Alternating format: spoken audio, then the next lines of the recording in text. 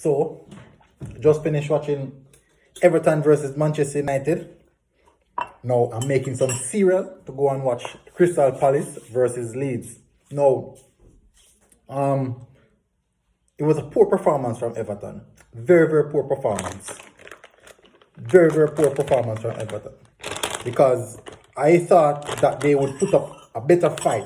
They played very well in the first half, but in the second half, they were very, very poor.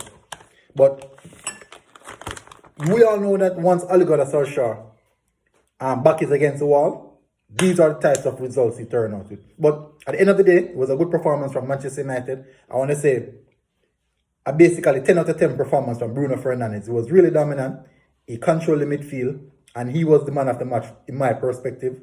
Most other people, I think many people would agree on that as well. But good performance from Manchester United. Moving up the table now. I'm going to see what Leicester City has in store for them and how Crystal Palace can stop them. Thank you very much for tuning in again. Military Guna, like, share, subscribe.